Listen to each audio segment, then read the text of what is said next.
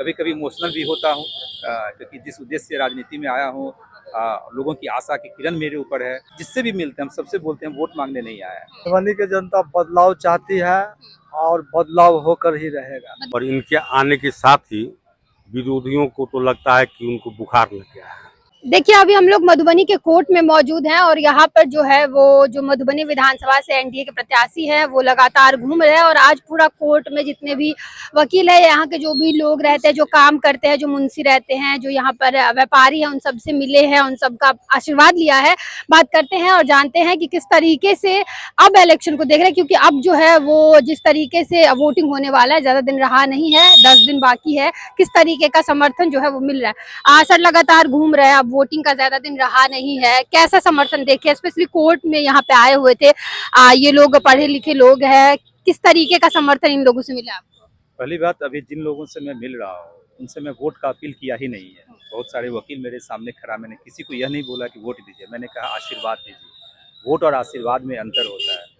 जब हम आशीर्वाद लेंगे, उनके दिल में बसेंगे, जब मुझे वो पसंद करेंगे, मेरी जो कार्य करने की शैली है उसको पसंद करेंगे, तो आशीर्वाद वोट के रूप में तब्दील 11 तारीख को तो हो ही जाएगा।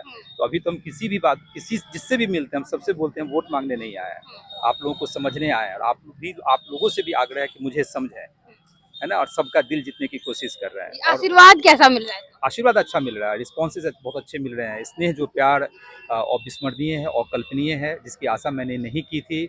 सब लोगों को एक आशा की किरण दिखाई पड़ रही है मेरे में।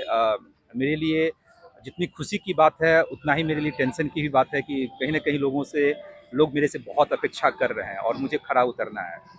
निश्चित रूप से उनको 10 साल मौका मिला, 6 साल एमएलसी भी रहे, लेकिन मुझे पता है कि अगर हम आशीर्वाद लेके जाएंगे और हम 5 साल में उनके नाकामियों को, जो 16 साल में नाकामियाँ उनके रही, हम 5 साल में नहीं करेंगे तो मुझे मौका नहीं मिलेगा। तो कभी कभी इमोशनल भी होता हूँ, क्योंकि जिस उद्देश्य से राजनीति में आया हूँ, लोगों की आशा की किरण मेरे ऊपर है और खुद मुझे एहसास होता है कि मुझे 5 साल में ही सब काम करना है। लेकिन ईश्वर का है, आशीर्वाद है। निश्चित रूप से अगर आशीर्वाद मिलेगा तो जितनी समस्याएं हैं, मुझे पूर्ण विश्वास है अपने आप पर कि मैं सारी समस्याओं का निदान यहाँ करूँगा और इन सबों के दिल में बसूंगा। मधुबनी मेरे दिल में है और मधुबनी की जनता के दिल में मैं बस कर रहूँगा। कोर्ट के कुछ वकील हैं, उन लोगों से भी बात करते हैं और जानते हैं कि क्या लग रहा है। सर देख रहे हैं कि 10 दिन भी अब बाकी नहीं है वोटिंग को लेकर के, माधव आनंद के प्रति क्या लग रहा है, इस बार मधुबनी की जनता क्या सोच रही है? मधुबनी की जनता बदलाव चाहती है और बदलाव होकर ही रहेगा। बदलाव होगा? बदलाव होगा, निश्चित होगा, बदलाव होगा। क्या देख रहे हैं माधव आनंद में, ऐसा क्या जनता देखेगी जो बदलाव करेगी? माधव आनंद में एक तो नए रूप में है और उनसे बहुत टैलेंटेड है और 50 देशों के भ्रमण किए हैं और अपना नॉलेज यहाँ दे रहे हैं, इसलिए चेंज होना जरूरी है यहाँ का। क्या कहना चाहेंगे, किस तरीके से देख रहे हैं माधव आनंद जी को समर्थन मिल रहा है?